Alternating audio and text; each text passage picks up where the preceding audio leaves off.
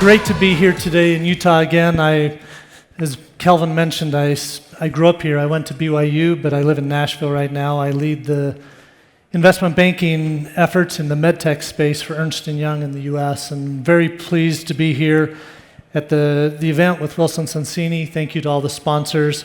Also want to just mention as we start, thank you, Kelvin, for the great profile of Brad Brown. He's missed. He was a client of mine and a dear friend, and will be a loss for many of us that don't have him here. But we're excited today to talk about a number of topics that we believe will be on the minds of many of the companies here and investors, and that is venture capital. What are the trends? What's happening? How do you find the capital? We have a variety of individuals with backgrounds that are diverse and can provide different perspectives we believe will be helpful today. I'd like to have everyone take just a few minutes and spend some opportunity to describe themselves, their background, and where their focus is from an investment perspective as it relates to today. Could we start with you, Ian, please? Yeah, happy to kick this off. Nice to see everyone. I'm here in a capacity representing a business at JP Morgan called Life Sciences Private Capital. We are a classic venture capital structure within the asset management business of JP Morgan. This is something we founded actually about 2 years ago. It's a new business, and part of the goal of this business was to build on the strong network and brand value and sort of synergistic relationships that JP Morgan has across the life sciences and biotech ecosystem. And so, some of my colleagues from JP Morgan were up here earlier. The commercial bank is a huge partner for us, the private bank, and then we have strong relationships with our investment bank as well. So just to highlight that, we're part of JP Morgan, but we're structured very much like a traditional sort of third-party therapeutics-focused venture investor. Just to give a little context on the investment strategy, we are only focused on therapeutics. So we think about investing directly in drug constructs.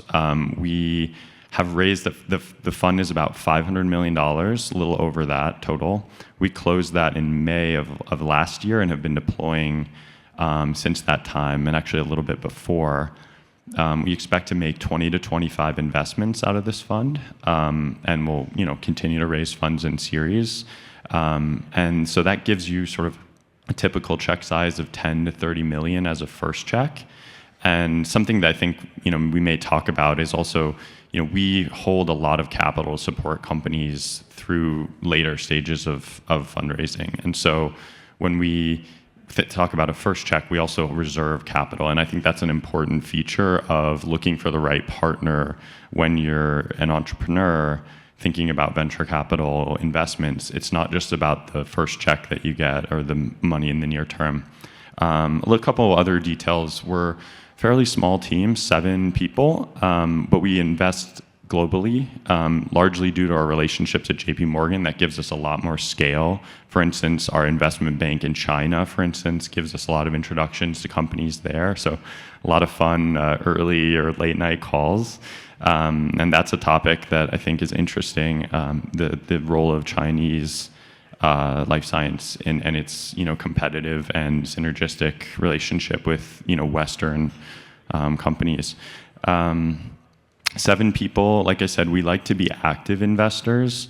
We typically like to structure with a board seat, and that means that we typically want to be a lead investor and thus will generally submit a term sheet.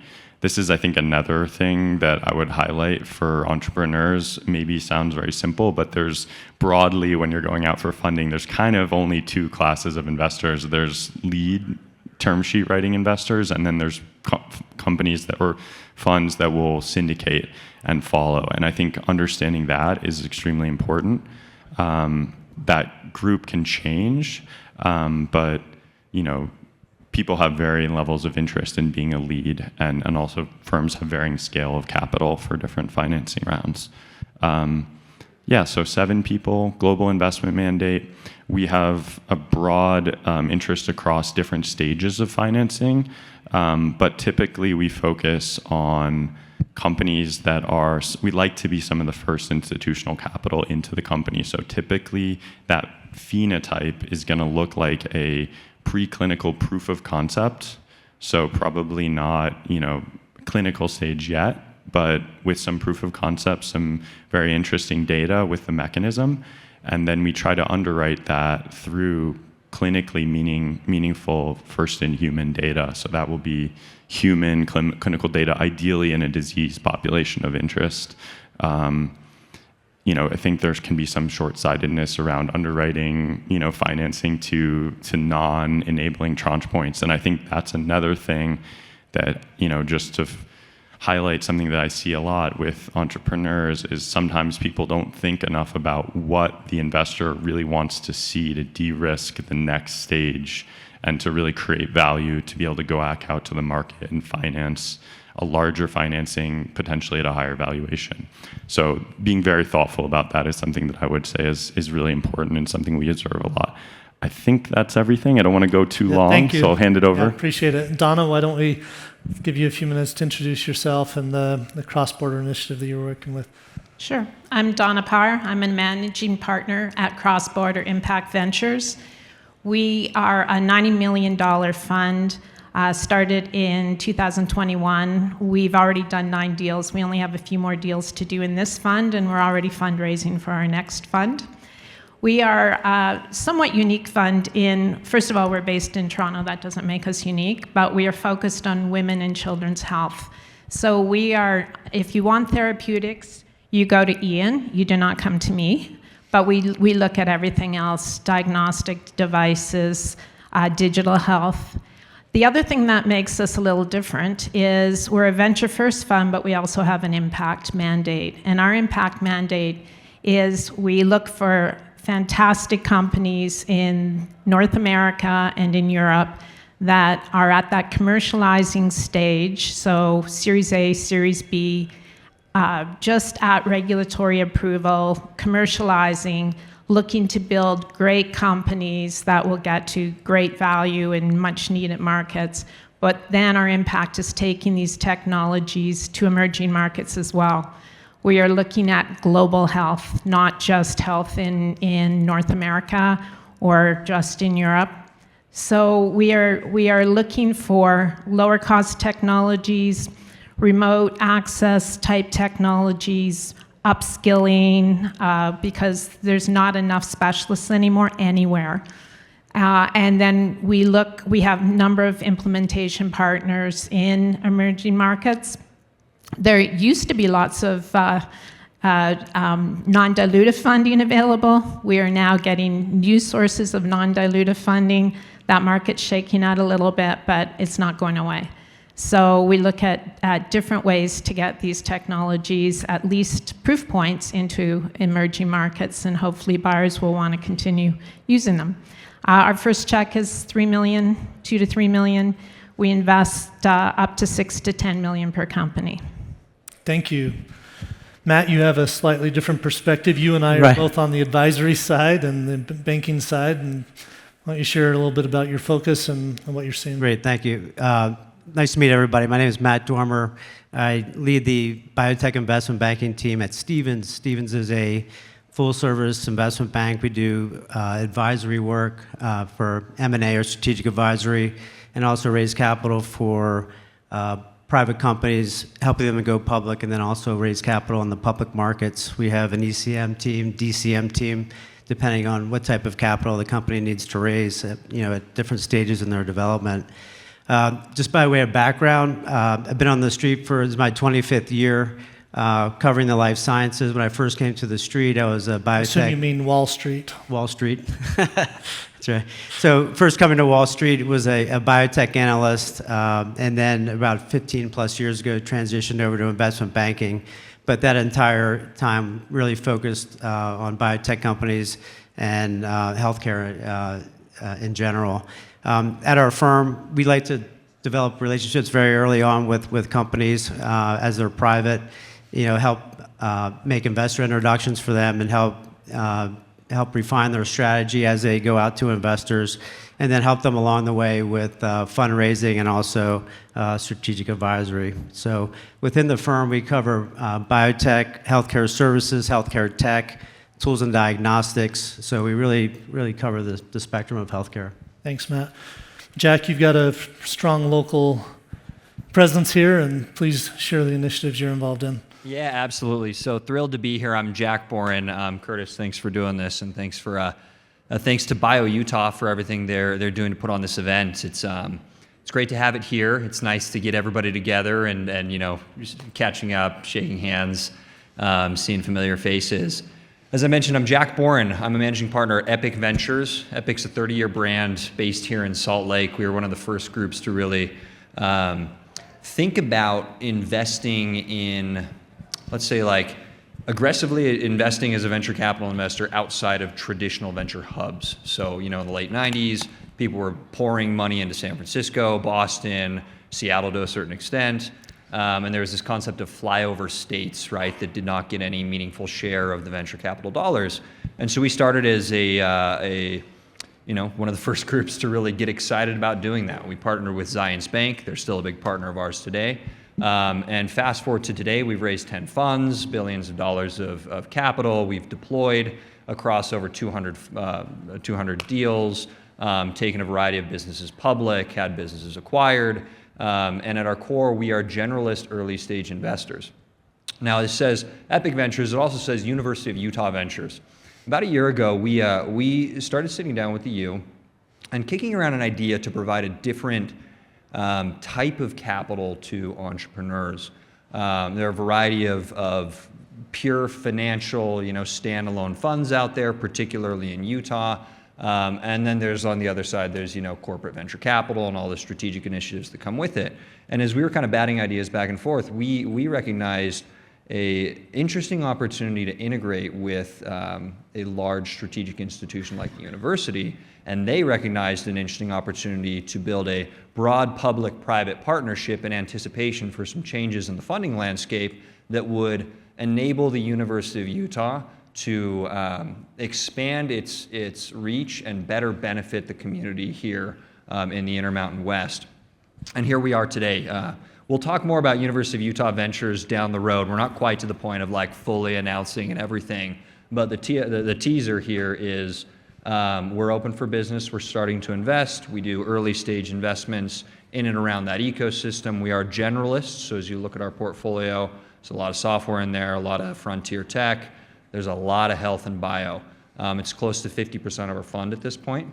And when we come to the table, we bring the ability to integrate with the prominent, strategic institution here in the state, and that is University of Utah. We have dedicated rails. My counterpart on the other side is a guy named Jim Hotailing. You've probably met Jim. Jim is radically transforming and evolving the value creation strategy at the University of Utah, and we're plugging in directly with him to enable better commercialization of University of Utah and other strategic partner type assets, but also to build a landing pad for external innovation into the state of Utah. So we'll be investing in everything regionally. We'll be investing in things that are not regional and have no specific tie to the area yet, but where University of Utah can be a landing pad for that innovation. So we're excited to disclose more of this as time goes on. We have been investing. We've made several first investments, but we're playing our cards close to the chest for a couple more months. Very exciting. Thanks, Jack. As you can hear, there are diverse approaches, diverse type of investor groups, and as I speak with companies over the different years and the times, many companies don't appreciate the difference of investors, the different markets, the type of opportunities that are there. So we want to spend some time on that. But I would like to spend just a minute talking about some trends. What we've seen over the last few years is that there's been a cycle. Many of you have felt that. At Ernst & Young, we have a large consulting and research group, and we publish a couple of life science reports each year. One is focused on the biotech industry. It's called the Ernst & Young Firepower Report, if anyone wanted to go out and download it. The other is the Ernst & Young Pulse of the medtech industry. Both are available for a download. But if you look at the data that's showing over the last number of years, we saw a spike in activity in 2021 coming out of the COVID or during some of that period where you saw a lot of life science companies raise significant capital, very attractive terms in many situations. And then the last 2 years, you saw a pullback. You saw the IPO window was relatively closed, especially for more of the device companies. The IPO window was almost shut completely. You saw a lot of the SPAC activity that was discussed earlier pull back. And you saw M&A activity come back as well. In the biotech area, last year you saw that the number of deals was still strong in biotech, but there weren't a lot of really large transactions. It was somewhat the opposite in medtech. In medtech, we saw the number of M&A transactions go way down. Usually you have 100 to 150 transactions a year. It was below 50 or right around 50 last year. But some of the valuations, the average valuations were high because you saw some really large transactions.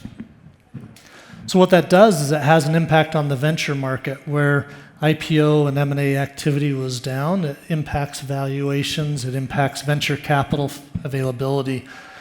And so we wanted to discuss what many of you may have been feeling in the market. Is this a hard market to raise money in? What alternatives are there, and how do you go out and look for capital as you look at those situations? And so, Ian, you had mentioned that investors are different. There are lead investors, there are those that will follow, syndicate. If you were an entrepreneur, a capital needing company, a startup, how do you determine who to go to? Do you start with going to as many as you can locally? Do you go to the lead investors? How do you determine where to start? Yeah, so I think generally, distilling it down to just those who lead and those who don't is a little bit of a simplification. But I think generally, it behooves an entrepreneur to really understand the investor base in a fairly nuanced way. And I think this is a role that a CEO has to have as well, not just a head of BD, but to really understand the nuances in the investor space. Just between the three investors on the stage here, we have one group that's a specialist in specific, medical devices or technology. We have a firm that invests in early stage across different areas, including biotech and life sciences. And then our fund, we focus exclusively on therapeutics within the space. So understanding specialist investors and then generalist investors as well can have a very good role to play where they can bring a larger quantum of capital. But I think it's important for funds to also understand this stage. So even within the biotech space, we tend to think about our peers in kind of multiple layers. There's the classic kind of seed investors who will typically invest quite early on, angel, potentially family office money, where they're comfortable with taking on a little bit more risk and probably in return for a smaller check. And then you have kind of the classic venture capital tranche. And now an interesting trend that we've seen emerge, which is relevant for the very successful companies, is the later stage growth capital too. And so part of JP Morgan's interest in entering the space was seeing a large number of large financial institutions, the likes of Blackstone, KKR, Ares, Apollo, entering the market with very large funds. But we chose to be very specific and focus actually on the true venture category, where there's still sort of a power law dynamic where we try to look at companies that need to really develop from quite an early stage to a really enabling stage. And after that, we'll be able to raise capital from those larger investors. It's also important to understand investors' different needs for focus on returns too. There are also investors, if you happen to be developing a drug with an application that, where there's a nonprofit behind that objective, that can be a great place to really think about looking for those specialists, extreme specialists, who may have a real incentive in deploying capital in that space, or based on a geography, as if you're in a location where there's a local development, that's a really exciting way to find investors who are highly motivated to partner with you. But it's an important choice. The final thing I'll say as well is, investors aren't just capital. They bring, hopefully, a network. They bring expertise themselves in return for a board position and some degree of decision rights in the company, typically. And there's also a value in searching for strategic-minded investors, not just long-term capital who will support you through later fundraising, but also potentially, in our case, we think quite heavily about involving pharma and corporate VC in our deals, because that's a huge source of non-dilutive capital down the road. Once you build those relationships, you may give them a little bit of equity in a round. They may also, fund some of your development, and that can be great for entrepreneurs, VCs, everyone who's involved. And usually, we find that those ultimate M&A transactions and those sort of full, licensing deals and partnership deals result from years of continued engagement, and getting them on the cap table is a great way to do that. That's a good point. So, yeah, we've seen around 25-30% of the financing rounds will have a strategic or a corporate investor in those rounds, and it does make a difference. Maybe just a quick point to add to that. I think Ian brought up a very valid point, but because the capital is so tough to get these days, it's very important to maybe focus on a lead asset and push that forward yourself. And then your secondary portfolio assets, maybe look to partner those very early on, which will allow you to not only get validation for your technology when you make that press release, you're going to get on the radar of a lot of different investors, but also other strategics.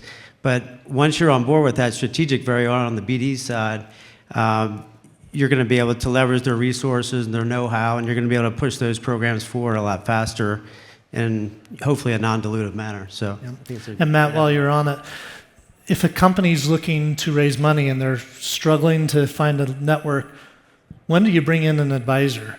If someone wants to raise $5 million versus $100 million, where do you see a role an advisor can play? Yeah, so I think in terms of bringing in an advisor, I would start developing relationships with an investment bank as early as possible. And it's not necessarily on a formal relationship where you have to be engaged, but from our perspective, we like to develop long-term relationships and get on board with companies very early on and try to give them advice on how to refine their pitch deck, look at their corporate strategy, and really try to have them focus on one key asset, and then try to help them make introductions on some of the other areas in their portfolio, or leverage their technology if it's a platform technology. So I think it's important to start as early as possible. Some of the bigger banks are probably not going to give you a lot of time initially, but you want to maybe focus on boutiques, or our firm is a middle market firm that maybe has a longer term view than a lot of our competitors.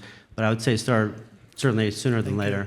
Thank you. And actually, one important point about that is that we can try to help make introductions very early on, and they can follow you and kind of have them on your radar for several years. And sometimes it takes that long to really have them come on board as an investor. So we can be part of that process of making a warm introduction, because a lot of times it's difficult to develop a relationship without one. Thanks.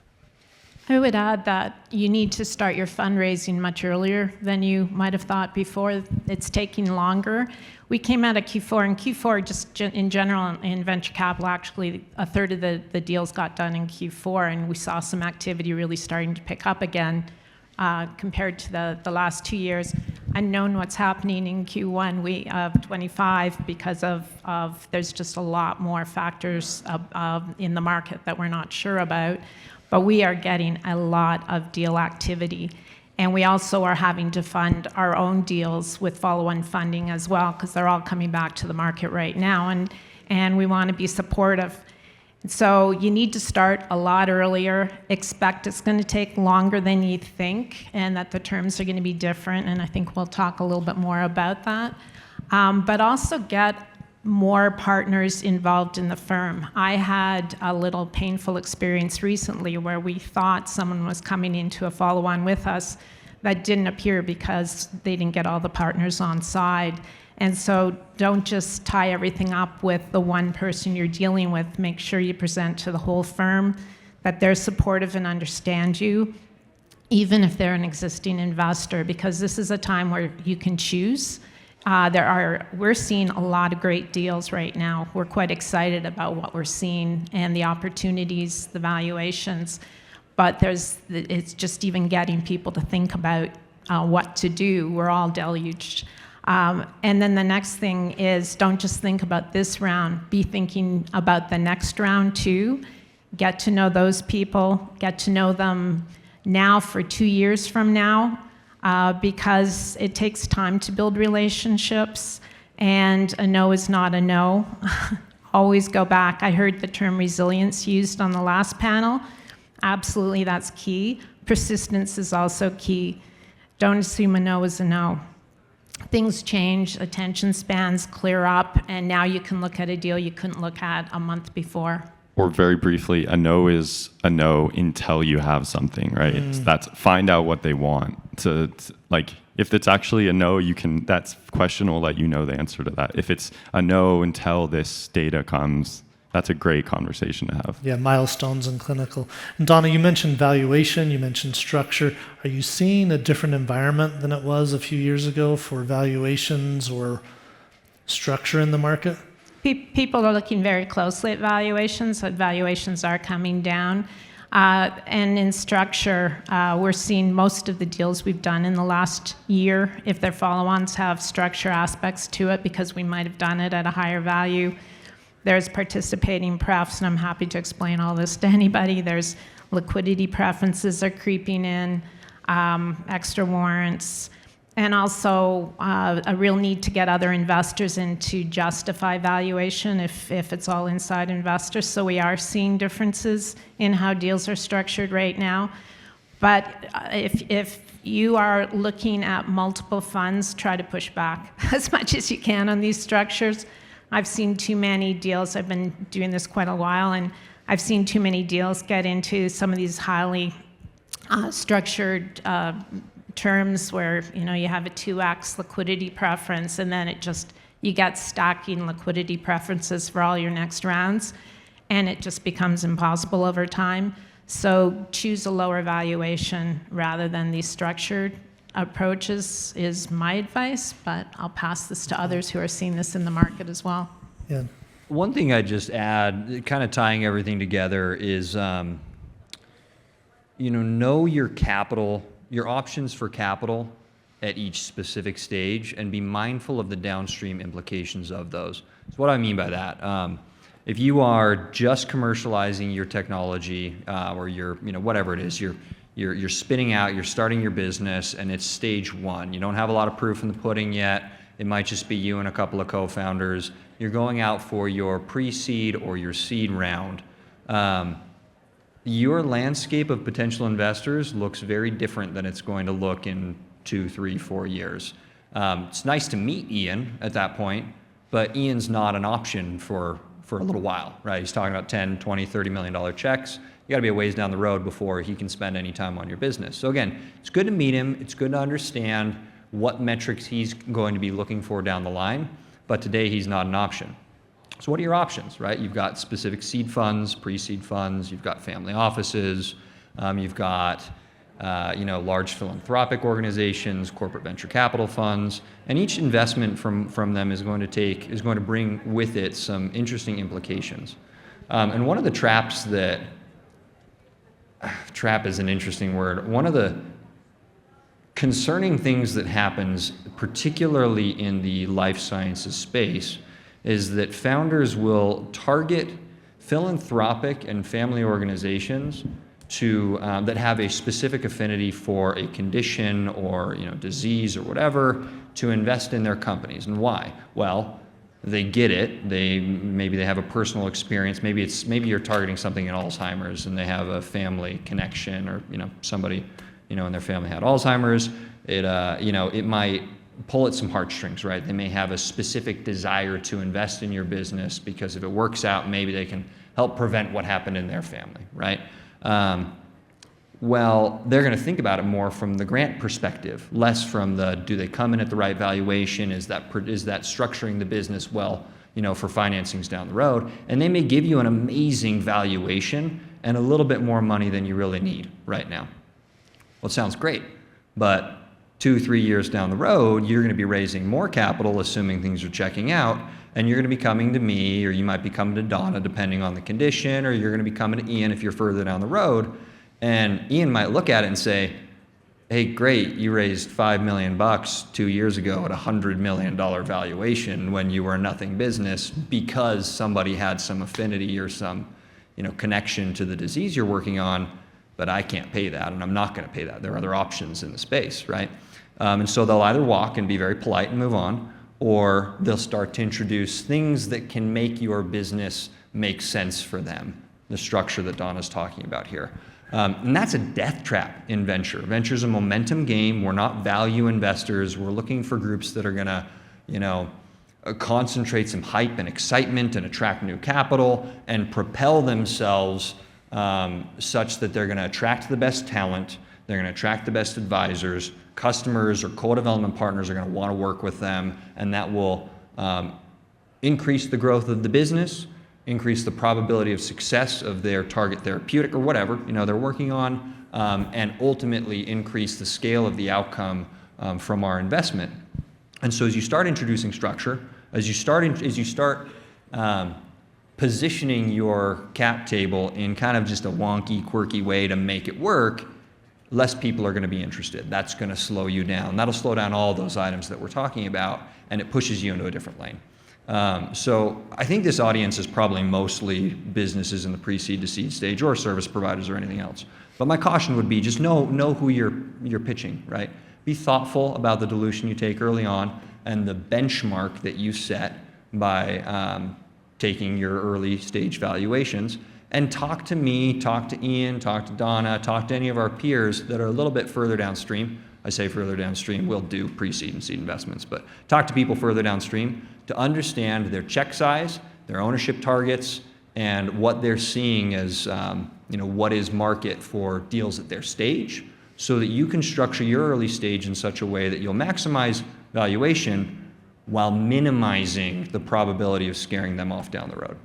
Great points, and I've seen that several times. If you've got a round that's structured or priced in a way that doesn't work for the next round, it's really tough.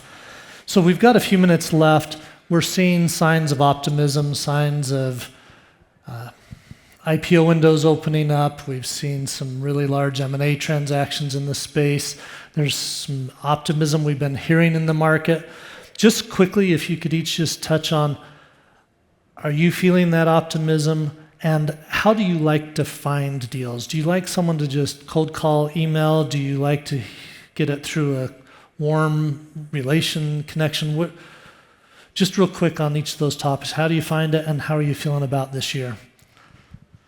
I can start. So I think there is some optimism. I think our job as investors is to also be somewhat. We're like. Jack was saying, we are a momentum business, but we also have to be very conscious of the risks too. And I think the IPO window still certainly isn't totally validated. And to the point that was just being made about post-money valuations, we're very conscious of that, especially because when you see companies get towards the IPO stage, your post money can start to limit your options. You may start to run out of, may remove IPO from as an option, a strategic option or an M&A. As far as engagement, I'd say, we obviously prefer, to have a warm introduction. Another thing about the venture capital space, of course, is the network between investment funds and the syndication that takes place. Relies on a great degree of trust in between firms, and so deals that are shared by known investors or other market participants who have a reputation, could be a bank or an advisor as well, sometimes carry a little bit more weight. But I think generally, just when you engage with investors, it's important to provide meaningful information and be clear about what the objectives are. Just a lot of times, there's a lot I'll speak for ourselves, but I assume it's the case for most investors, is, we look at a ton of deals. And so time is really a really short and scarce resource. And so having the ability to have an efficient conversation about what someone is looking to do, and having a real business plan. I mean, it's quite surprising to me how often, in this industry in particular, you have a lot of science-minded people, which I love interacting with. I think some of the best people, but there's also a commercial angle that has to play into every, real venture investment. And so often it's sometimes really profoundly clear that management teams haven't really thought or tested their hypothesis for the product profile, the commercial landscape that they're going to be entering in, especially versus competitors. And so stuff like that, I think, is really important. And coming to that conversation straight away with that, whether it's a warm intro or not, I think that's just going to get you more warm intros if you talk that intersection of the science works, but here's the commercial and why you should care. Great. I'll hand it over to others. We're happy to get cold calls on deals. We get a lot around specifically women and children, devices, diagnostics, digital health, but we also do chronic disease where women present differently or women are not picked up, like in cardiovascular disease, or where we're the higher percentage, like autoimmune. We look to go along experts because we just did a liquid biopsy deal. We don't specialize in that area, so we often go with somebody else that does specialize. And so also look for funds that have a real expertise. We keep in touch with them, and we love to see their deals because it just helps validate the technology in a competitive market. And for us, in terms of first introductions to companies, a lot of times we try to do the initial outreach, but we love to have inbound calls. We get that all the time. Also through attorneys, corporate finance attorneys or IP attorneys that we have relationships with, different funds, angel, venture, crossover, also public funds. There's always maybe some inbounds from those relationships. So I think it's always good to get a warm relationship, but we're always open to certainly cold calls to make that first discussion. So I'll echo a lot that's been said here. First on your initial comment or question of how do we feel about the market today? We're in the business of VC because we're all optimists. If you're not an eternal optimist, VC is a super mentally degrading business because a big chunk of our companies are just going to go belly up eventually, right? Some portion will be successful. It's going to pay us back in droves, and we're going to be able to make an impact in the world, and that's why this is fun. But if you actually look at the data, IPO market is still very much stalled. M&A market is very much stalled. I mean, you can talk to Ian after this. I know some of his counterparts, and the anecdotes I hear about like the Utah, outcomes market is like not a lot of mandates out, not a lot of people ready to make real late stage movement. And that's going to have trickle-down effects to the investor enthusiasm, particularly in the growth stage. So it's something to be mindful of. It's going to open up eventually, right? We're a little insulated from it at the early stage VC side of things, but something to be mindful of. And then on the introduction standpoint, everybody said warm intros, 100%. Just to give you some numbers, we see thousands of deals per year. It's an absolute nightmare. And the top of funnel for us immediately condenses down to a handful that we actually take seriously and spend time with. And the unfortunate thing is that in that process, we miss some amazing deals and amazing founders just because of information overload. That's our fault. That's our problem. And we desperately want you guys to make it to us, to get mind share from us, get time on our calendars. And the best way to do that is to go through our partners. So Tina Marriott, Tina was chatting earlier in the prior panel. If you get to know Tina and she likes your company, well, I was an early investor in Recursion. Tina calls me and says, hey, talk to this person. I'm absolutely going to talk to you. Another person in here, I'm going to call him out. But Paul Osmondson over here is with ARUP. They're the hidden, humble giant here in Utah. It's maybe the largest life sciences type business here in our backyard. It's and very giving to the community. If you go and you meet with the ARUP team and you make sense to meet with them, right? Like don't just go inundate them with outreach. But if Paul likes you and Paul calls me and says, Jack, you got to talk to these guys, I'm going to take that super seriously because Paul's an expert in his field. He knows his business inside and out. He sees tons of businesses like yours, and his recommendation is just going to be, a gold stamp, gold star for me. So please help us meet you by coming in through those channels.